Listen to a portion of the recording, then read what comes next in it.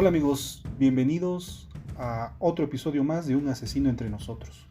Yo soy Paco Rivero, su servidor y amigo. El día de hoy hablaremos sobre las desapariciones en México. Y este tema pues me lo han pedido mucho y quieren saber más. En capítulos anteriores habíamos tocado sobre la desaparición de personas, desaparición forzada. Ahora tocaremos sobre desapariciones en México. Miren, desde la década de los 60, en México las desapariciones ya rebasaron las 100,000 personas. Con Calderón sumaron 16,897 personas desaparecidas.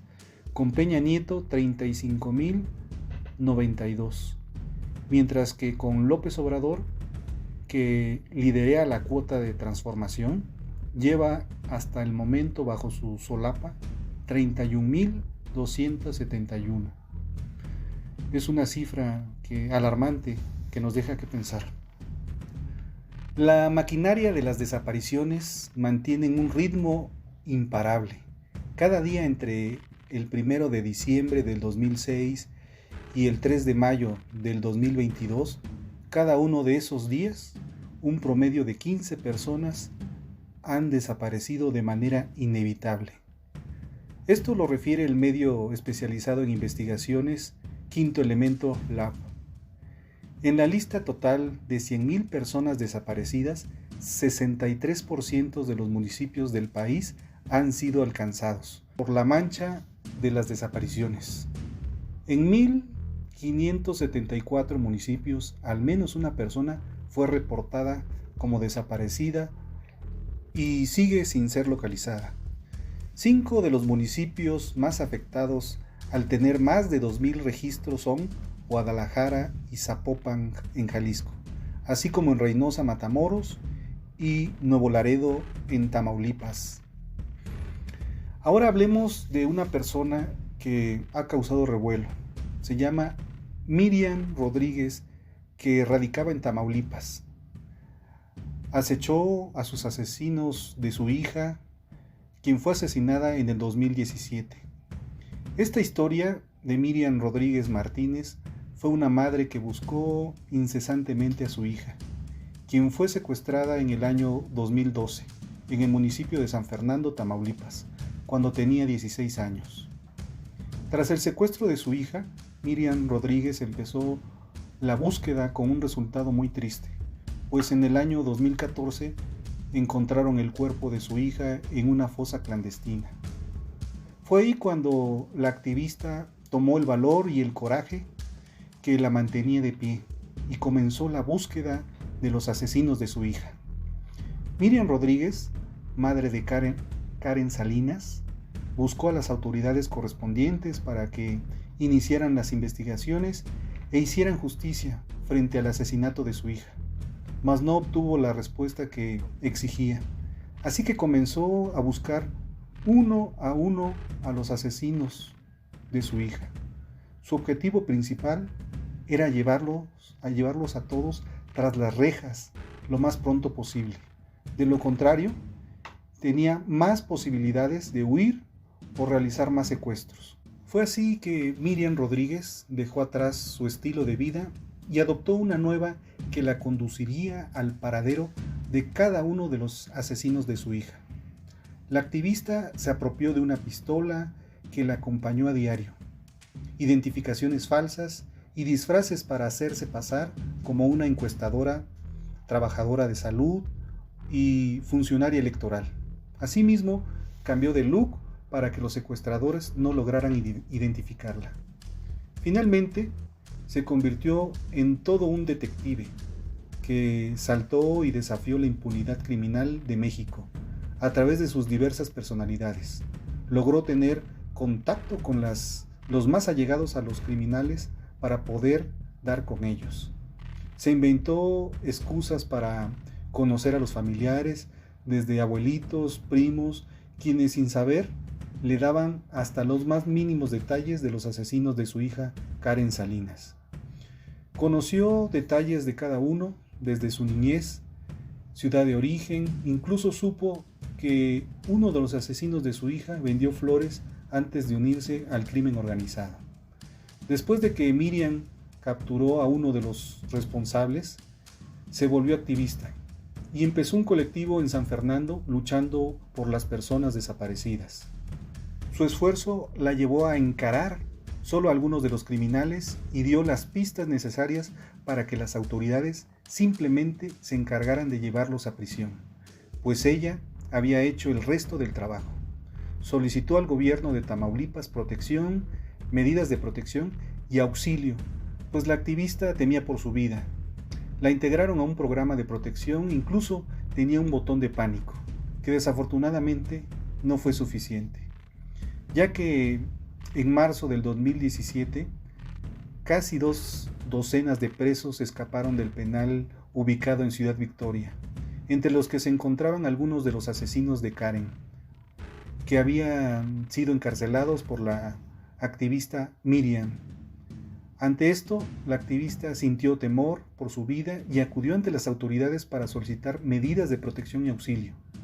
El gobierno le dijo que la policía acudiría a su casa y trabajó de manera frecuente, pero no lo suficiente, ya que el 10 de mayo del 2017, Día de las Madres, Miriam Rodríguez fue asesinada. Las autoridades señalan que los asesinos eran los mismos que asesinaron a su hija. Estos pertenecían al cártel de los Zetas y que habían disparado 13 veces a Miriam. El cuerpo de Miriam quedó tirado fuera de su casa y el grupo activista que había formado, junto con otras familias que buscaban a sus familiares desaparecidos, quedó en manos de su hijo Luis. ¿Qué hablamos de esta historia de Miriam Rodríguez? Que se convirtió en una película llamada La Civil, que fue proyectada en el Festival de Cannes en los meses pasados. El caso de Miriam Elizabeth Rodríguez Martínez ha sido aplaudido por una gran parte de personas, ya que su historia de búsqueda sorprendió al mundo luego de que se diera a conocer en el diario New York Times. Miriam Rodríguez se dedicó a buscar a su hija desaparecida, quien fue secuestrada y asesinada. Para ello se convirtió en una de las muchas padres de niños desaparecidos, en su búsqueda de los responsables por el crimen de su hija. La señora se convirtió en una activista de los derechos humanos y en un ejemplo para muchas madres más que continúan buscando a sus hijos por todo el territorio nacional. La activista logró que la mitad de los asesinos y secuestradores de su hija fueran arrestados y llevados todos ellos tras las rejas entre el año 2014 y 2017. En el año 2017, ella fue asesinada en su casa. Es conocida como una mujer que buscó y capturó a los asesinos de su hija e inspiró una película. En México, las cifras de personas desaparecidas se incrementan día con día y ante la incapacidad de las autoridades de dar seguimiento a los miles de casos, siguen vigentes hasta el momento. La historia de Miriam inspiró una película. La historia de Miriam Rodríguez, quien fue asesinada el 10 de mayo del 2017 a manos de hombres armados que ingresaron a su casa a matarla, tuvo tal alcance que fue llevada a la pantalla grande bajo el nombre La Civil, película que fue presentada con gran éxito en el Festival de Cannes este año. El secuestro y posterior asesinato de su hija fue lo que lo obligó a Miriam Rodríguez a buscar hasta el cansancio a los responsables de su muerte. En el camino se unió a decenas de madres que con el mismo fin recorrían el país intentando localizar a sus familiares. Para lograr su objetivo, Miriam Rodríguez se disfrazó, cambió su identidad y cargaba siempre una pistola y cambió de identidad, relató el New York Times en diciembre pasado. En el artículo publicado en el medio estadounidense se detalla cómo Miriam se dedicó a perseguir desde el año 2014 a los responsables del secuestro del asesinato de su hija Karen y acechó a los asesinos de su hija por todo México uno a uno. La ayuda que nunca llegó. Miriam Rodríguez ya había solicitado ayuda y protección al gobierno, sin embargo, sus llamados fueron ignorados. Meses antes del 10 de mayo, día de su asesinato, una docena de prisioneros escaparon de la cárcel, donde se encontraban recluidos los asesinos de su hija. Miriam Rodríguez fue asesinada en el año 2017 en Tamaulipas, días después que las autoridades metieran a la cárcel a uno de los asesinos de su hija. La mujer persiguió a cada uno de los involucrados hasta hacer justicia. En marzo del 2017, más de 20 reclusos se fugaron del penal de Ciudad Victoria, Tamaulipas. Entre ellos estaban algunos de los asesinos de Karen, que habían ido a caer ahí por la investigación que realizó Miriam. El 10 de mayo del 2017, hombres armados acudieron a su domicilio y la mataron. Recibió 13 balazos. Junto a ella estaba una pistola que siempre llevaba consigo. Ahora, la trama está inspirada en Miriam Rodríguez, una activista que luchó hasta dar con los asesinos de su hija. La Civil es una película por la que Araceli Ramírez fue ovacionada en Cannes y que fue basada en una historia de Miriam Rodríguez, en una historia real. Una madre asesinada a tiros tras investigar y encontrar y amenazar a los secuestradores de su hija. La rumana Teodora Mihai, directora de la cinta, y Abajacuc Antonio del Rosario escribieron la historia. Y esta historia se basó en los testimonios de la activista Miriam Rodríguez, a quien conocieron en el año 2015. Antropófago. La palabra antropófago viene del griego antropófagos. Se originó a partir de los vocablos antropo, de la palabra antropos, que significa hombre, ser humano, y fagos, del elemento compositivo de fago, del verbo fagonia, yo como. En conclusión, el que come seres humanos. Hay palabras que solemos utilizar como sinónimos cuando realmente no lo son. Ocurre, por ejemplo, con antropófago y caníbal, dos términos que no significan exactamente lo mismo. Antropófago es el hombre que se da al animal que come carne humana, mientras que el caníbal se refiere al que ingiere carne de individuos de su misma especie. Es decir, que hay animales que pueden ser antropófagos, aunque no necesariamente caníbales. Algunos tigres o leones lo son, y hay también caníbales que no son antropófagos, afortunadamente como las mantis religiosas. Los términos canibalismo y antropofagia con frecuencia suelen utilizarse de forma indistinta, sin embargo no son exactamente iguales. Caníbal es aquel que devora a un ser vivo de su propia especie, y antropófago es aquel que se devora seres humanos. Los actos de canibalismo con ingestión de carne humana se practican por distintos pueblos y culturas desde las antigüedades conocidas.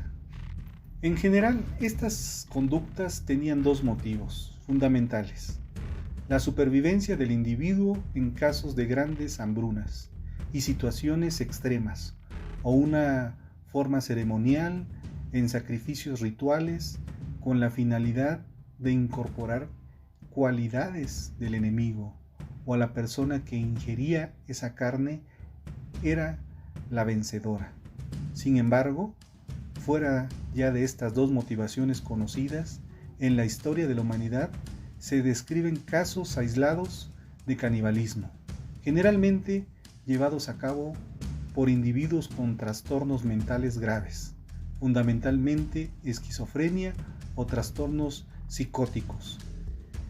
Sin que existan casos documentados en los que la única enfermedad de base sea un trastorno de personalidad como los trastornos esquizoides, los términos de canibalismo y antropofagia con frecuencia se utilizan de forma indistinta. Sin embargo, no son exactamente iguales. Caníbal es aquel que devora a un ser vivo de su propia especie. Y antropófago es aquel que devora seres humanos.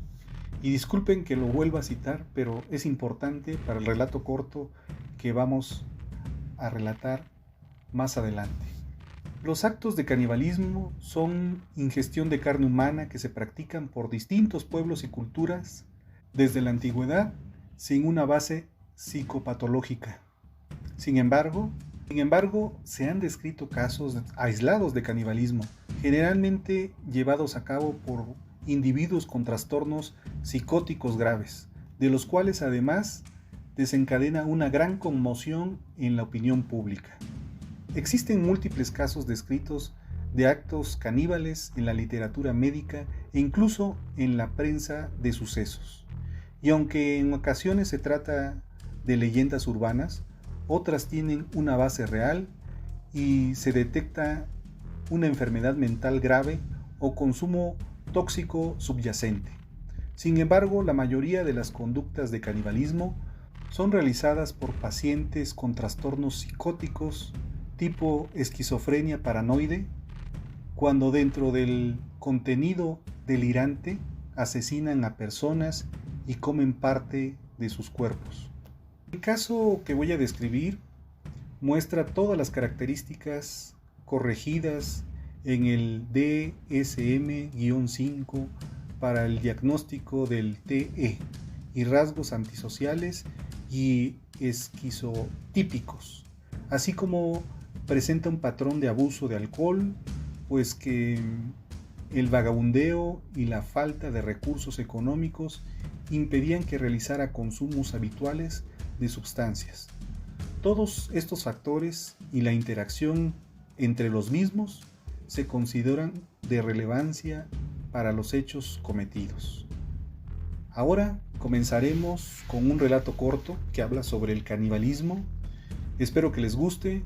Yo les sugiero que apaguen la luz y escuchen. Este relato corto se llama El carnicero. Yo soy un carnicero de profesión. Trabajo en la cuadra donde usted vive. Sí, como usted lo oye. Yo soy el que le vende los bisteces y demás productos cárnicos que lleva usted a su mesa. ¿Me recuerda? Qué bueno, sonará un poco arrogante de mi parte. Si no es que un mucho. Sé que desaparecerá cierta humildad de mi parte cuando reconozca que tengo buena fama, que soy muy bueno en lo que hago, que mi negocio prospera gracias a usted que consume mis productos. ¿Lo ven? Sonó arrogante. Disculpe la arrogancia y falta de modestia. ¿Sabe? Le quiero contar algo, estimado cliente. Usted come carne humana. Sí, como lo oye. Disculpe lo brusco de la confesión, pero así es. Debe tener más de 2 años consumiendo carne de un semejante suyo. ¿Y se ha muerto? No, ¿verdad? Todo lo contrario. Se ve más vivo y enérgico. Y no se preocupe, no se va a condenar su alma. Esas son patrañas. ¿Y sabía usted que la carne humana crea de cierta manera, adicción? No, ahora ya lo sabe. Desde que tengo uso de razón, soy carnicero. Crecí entre costales de reses, afilando cuchillos y destazando animales, entre otros aromas de carnes congeladas y sangre. Amo lo que hago.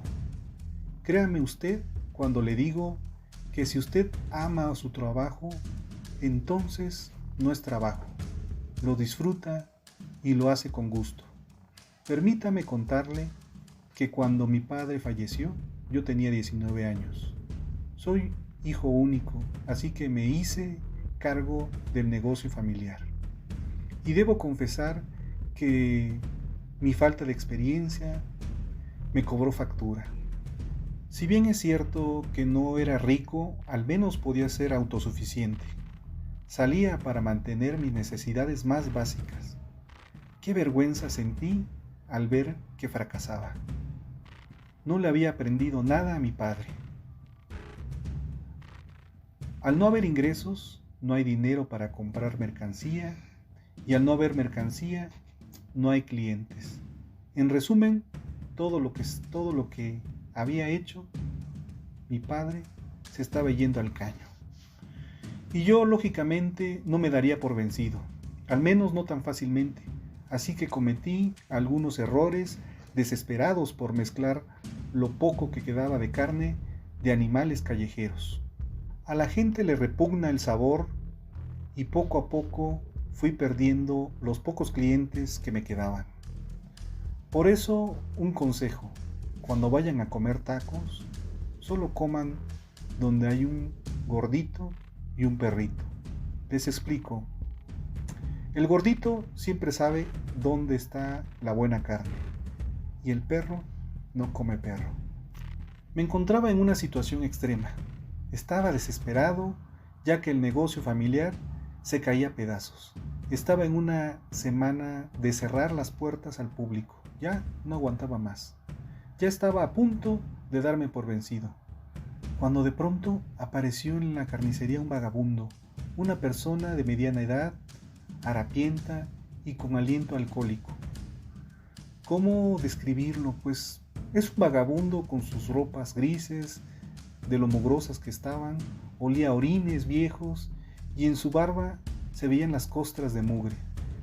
Pero contrario a cómo tal vez empieza a dibujarse mentalmente su complexión física, déjenme decirles que el hombre era robusto.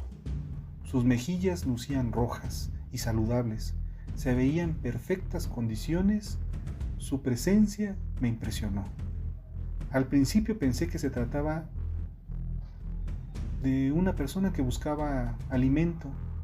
Le pedí amablemente que se retirara, pues ya ni las moscas me visitaban. No tenía nada que ofrecer. El hombre me dijo que no estaba pidiendo misericordia, no quería dinero, no quería comida.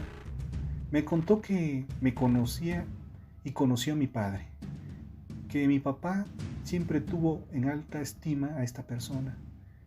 Siempre tenía atenciones para con él, respetuoso, con un gran corazón por todo lo que lo rodeaba. Era muy trabajador e hizo hasta lo imposible para que a su familia nunca le faltara nada. Me describió de pe a pa a mi papá. Al escuchar todo eso, se me hizo un nudo en la garganta. Se me llenaron los ojos de lágrimas. Esas lágrimas recorrían mi rostro. Me derrumbé. Comencé a llorar enfrente de este desconocido. Él me comprendió mi dolor, mi preocupación y mi actual situación económica. Se marchó en ese instante dejándome solo con mi dolor, con mi pena. Pensé que ya no volvería a verlo jamás. Al cabo de 2 horas, justo antes de cerrar la carnicería, el vagabundo regresó. Traía consigo un costal enorme. En actitud de confidencia se acercó a mí y me murmuró al oído: sé que estás pasando por un mal momento, que el negocio va mal. ¿Sabes? Nunca tuve forma de cómo agradecerle a tu padre todo lo que hizo por mí. Le ruego me permita regresarle el favor. Permíteme ayudarte. El hombre dejó caer el pesado costal sobre el piso. Era de una tela oscura y gruesa. Debo admitir que me intrigó su contenido. Y me dijo: venda esta carne, está fresca, y por favor no deje que se descomponga. Mis temores comenzaron a tomar forma. Piensen en lo imposible y multiplíquenlo por 2, en lo indescriptible, y ese será todo el resultado. Porque eso mismo hice yo. Se trataba de un cadáver. Era el cadáver de un niño. No se alarme, por favor, se lo ruego, encarecidamente. Casi me derrumbo de la impresión. El vagabundo me explicó que era un niño de la calle, que había muerto en una riña de pandillas, y me pedía lo más abominable: Véndalo, véndalo usted. Su carne es... Al escuchar eso me enojé. Fue tal mi rabia que no quise escuchar más y lo corrí del local a empujones. Me sentí horrorizado al escuchar esa infamia, esa inhumana petición. Se fue. Yo lo que quería era largarme, salir huyendo. Todo podría imaginarme, pero jamás que se trataba de un cadáver, y menos de un niño. Así que bajé la cortina metálica de la carnicería, le puse los candados y me marché a toda prisa con un dolor de cabeza incesante. No sabía dónde ir, así que me dirigí a una cantina de mala muerte. Necesitaba de un aliciente artificial que me ayudara a suavizar y a pensar el problema en el que me encontraba. Quería ver si con golpes etílicos olvidaba por un momento todo lo que había vivido esa noche. Recuerdo que tomé más que cualquier día de mi vida. Estaba asustado. Me desentendí de todo. Me desconecté. Luego de haber pensado fríamente las cosas, comprendí que tenía que trabajar duro al siguiente día, que tenía que abrir temprano y esperar que mi suerte cambiara. Porque la suerte es una señora que reparte muy temprano. Y comprendí que tenía que vender lo poco que quedaba. Entonces recordé un pequeño detalle. El cadáver. Me entró la desesperación, la angustia y estuve peor que al principio. Recordé cuando corría el indigente, pero no cargaba el costal, lo había dejado ahí. Lo había dejado en la carnicería. Así que regresé en ese instante a la carnicería y aún me encontraba ebrio. Cuando llegué, pude observar que debajo del saco se había formado un charco de sangre. Tenía que esconderlo y limpiar todo ese desastre. No podía arriesgarme a andar en la calle con un niño muerto. No podía salir tampoco en ese estado. Llamaría la atención y alguna patrulla haciendo su rondín nocturno querría revisarme. Me escondí. Luego decidí guardarlo en el cuarto frío para carnes, que en ese momento lucía vacío. Al día siguiente vería cómo resolver lo del cadáver del niño. Volví a casa, no pude dormir, me la pasé dando vueltas y vueltas en mi cama y pensé. Y mi estado etílico solo tenía las consecuencias de una resaca. Llegó la hora de levantarse. Me di un baño y me dirigí a mi trabajo. Estaba muy nervioso, no sabía lo que haría. Eran las 5 de la mañana. Tenía que enfrentar de nuevo el cadáver del niño. Así que entré al cuarto frío. El valor me abandonaba, pero por fin pude abrir el saco. Mis manos temblaban, en parte por la borrachera y otra por no haber dormido. Pero, pese al temblor de mis manos, abrí el costal, no sin antes contener la respiración. Me dieron náuseas. En una respiración profunda pude ver su contenido. En su interior se encontraba un cuerpo, el cual se encontraba despellejado y mutilado. Se trataba del tronco, los muslos, habían sido separados del cuerpo y estos mismos separados de sus pantorrillas. También advertí los antebrazos. El vagabundo había hecho los cortes. Pensé en ese momento que seguramente en su juventud fue carnicero o cirujano. Los cortes que hizo no son los que comúnmente hacía cualquiera. Eran unos cortes perfectos, realizados a base de la práctica. Estaba finalmente desprendido de la piel y las mutilaciones habían sido estratégicamente hechas para dejar las partes más carnosas del cuerpo. A excepción del tronco, las demás partes se veían muy normales, como cualquier animal que hubiera destazado antes, por lo que rápidamente dirigí la situación. Cuando me disponía a pensar en qué hacer con los restos, a quién llamo para solucionar esto, en ese momento alguien llamó en el mostrador. Advertí que se trataba de una persona, de una de las vecinas. Llegó más temprano de lo habitual. De seguro me había visto entrar al negocio. Y dijo: «Buenos días, perdone, ¿ya abrió?» «Aún no, pero dígame, señora Dolores, ¿en qué puedo servirle?» «Mire, me encuentro en apuros. Necesito que me venda lomo y, de ser posible, pierna». «Mire, señora, es que no quiero ir hasta el mercado. No me va a dar tiempo. Se lo pago bien por atenderme antes de la hora de abrir». Puso el dinero en el mostrador. Eran unos billetes arrugados de alta denominación, el doble del valor real por lo que pedía. Lo hizo tal vez porque ella siempre filtreaba conmigo, quería después de todo ganar mi atención y afecto. No podía desaprovechar esa oportunidad, pero ya no tenía carne en el cuarto frío, y lo poco que quedaba. Y no sé ni cómo ni por qué lo hice. Debió ser la urgencia del dinero, o que aún estaba borracho y desvelado, o simplemente que no quería perder su atención quedándole mal. Siempre dejaba buenas propinas. Le dije que me esperara un momento, me metí al cuarto frío y empecé a cortar un poco del lomo que estaba colgado en el gancho. No sé cómo volteé a observar el costal que se encontraba a unos metros de mí. Pensé en la idea un par de veces. Anteriormente le había vendido perro, pero esto rebasaba cualquier límite.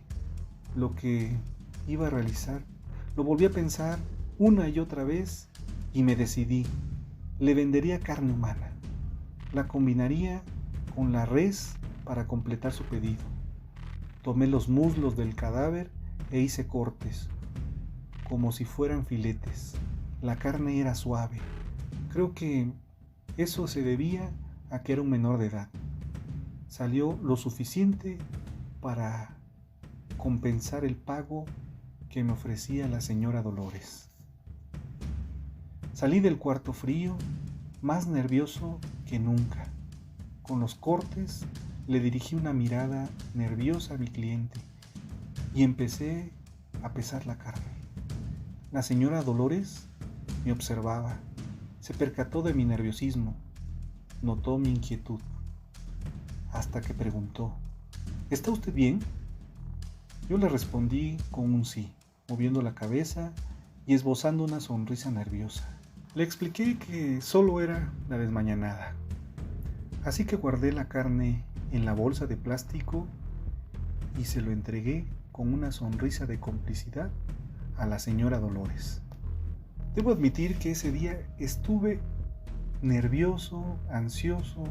Pensé en cerrar temprano, antes del posible regreso de la señora Dolores, para hacerme el reclamo, por distinguir un sabor extraño y diferente. Ya pasaba la hora del almuerzo, ningún cliente más llegó al negocio. No soportaba mis nervios. Iba a cerrar.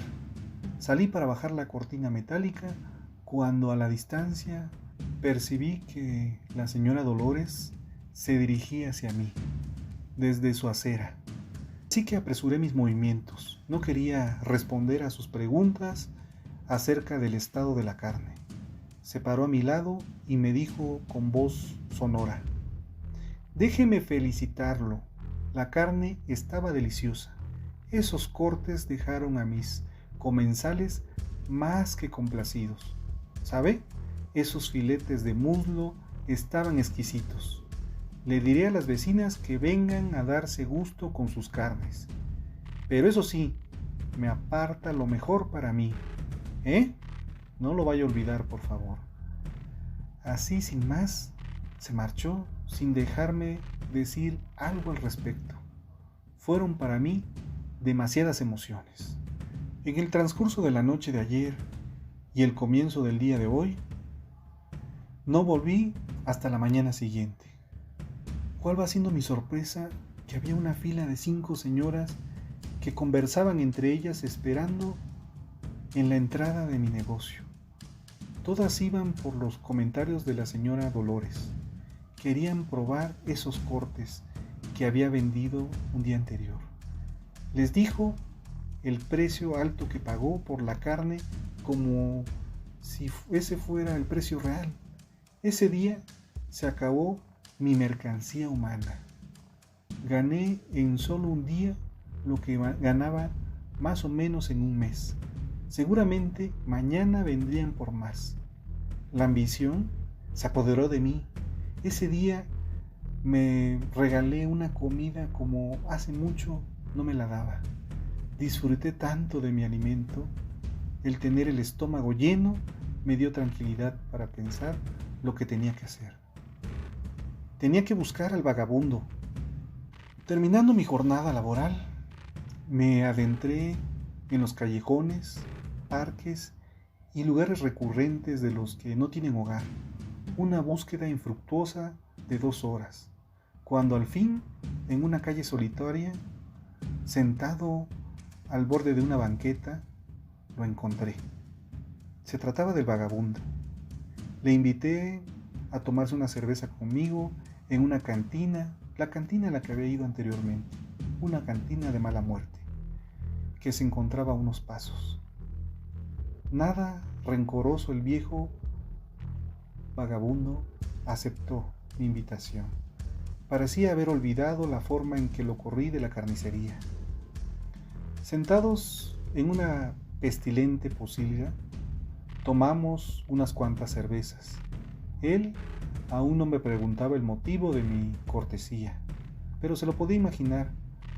Lo intuyó, él ya sospechaba. Entonces conoció a mi padre, señor. Me dijo, llámame Charlie. ¿Conoció a mi padre, Charlie? Sí, muchacho, yo trabajé con él. Él cuando, creo que aún no nacías o ya habías nacido, no recuerdo bien. Pero por mi alcoholismo hizo que nuestros caminos se separaran. De todos modos, él siempre trataba de verme a mí como un amigo. Siempre me ayudaba, pese a mi necesidad por permanecer en la calle, pese a mi necesidad por el alcoholismo. Ya veo, Charlie. ¿Cómo le explico esto? Dios, no sé cómo abordar el tema. Ok, yo... Esfuerces, muchacho. Ya sé qué pasó. Vendió toda la carne, ¿verdad, joven? Sí, bueno, yo vendí todo. Tranquilo, muchacho. Estás en busca de más, ¿verdad? Asentí con mucha vergüenza. Me sentía como un cerdo ambicioso, sin importarme la vida humana, con tal de llenar mis bolsillos. Ok, chamaco.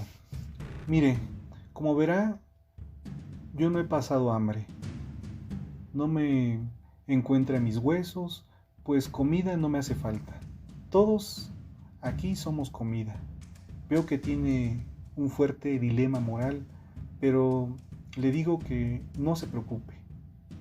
Yo no he matado a nadie cobardemente. De haberlo hecho fue en legítima defensa, en un extremo de necesidad alimentaria. Jamás víctima inocente. Inclusive hay gente que se me ha ofrecido para ser devorada. Locos hay muchos. El canibalismo es un tabú. Muchas idioteces religiosas, morales, son obstáculos mentales. Me verá así todo mugroso y harapiento, pero déjeme que le comente algo. Tome en serio, por favor. He estudiado este tema por años. Yo soy de la idea de que deberíamos reciclar a nuestros muertos. No me mire así. Le dije que me tomara en serio. Bueno, le decía, en el mundo fallecen más de 50 millones de personas. Casi la mitad de ellos por inanición, Son toneladas de alimentos proteínicos que se van a la basura, que se incineran. Y las causas de muerte no es infecciosa, tenemos un cadáver sano, mucho más saludable que toda esa carne llena de parásitos y demás bacterias que es tratada químicamente en los ranchos.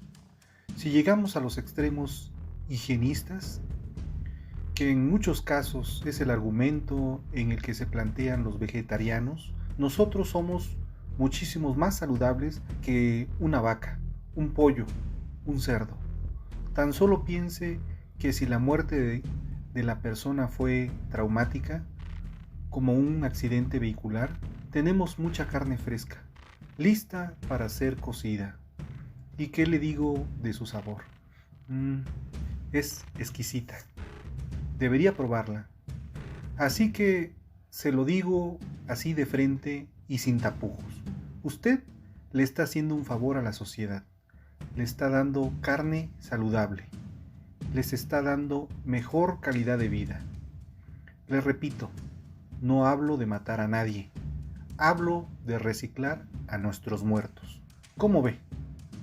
Así fue que con esas palabras Charlie me hizo pensar, me hizo reflexionar en todos sus argumentos y contemplé seriamente sus razonamientos. Me convenció. Así que esa misma noche fuimos a su casa, que es un cuarto abandonado en el centro de la ciudad. Me mostró su guarida, pero lo que realmente quería mostrarme era su refrigerador, una pequeña nevera oxidada que conservaba dentro partes de la anatomía humana. Esta vez ya no las vi con asco. Mi percepción había cambiado. Me cocinó glúteos de un infante. Al preguntarle por la muerte de este, me respondió: no sé, creo que lo abandonaron, lo mataron a golpes. Estaba dentro de una bolsa negra en los contenedores de basura. El olor a carne cocinándose con aceite despertó mi apetito. Debo reconocer que el aroma me sedujo demasiado. Me sentó en la mesa de su comedor. Puso enfrente de mí un plato con un pedazo grueso de carne. Su color era de un rojo intenso. Los jugos del bistec aún brincaban de lo caliente que estaba. Colocó cubiertos y se sentó a acompañarme con la misma porción de carne para él. Me dijo: buen provecho. El sabor era mucho mejor que el olor. Saben a pedacitos muy ricos, parecido al cerdo, aunque un poco más fuerte, de consistencia fibrosa. La carne era demasiado suave, parecía que se disolvía en la boca. Después del primer bocado, que fue el más sabroso, continuar fue más fácil. No existe palabras para terminar de definir el sabor de lo que degusté. Mi paladar quedó impregnado con esa sensación. Después de comer y quedar satisfecho, fue que comprendí la emoción de la señora Dolores por probar tan jugosos manjares. Charlie me dio más partes humanas para vender en la carnicería. Le ofrecí dinero a cambio de que gustosamente, debo aclarar, aceptó. Y lo aceptó por el alcohol. Con eso pagaría su vicio.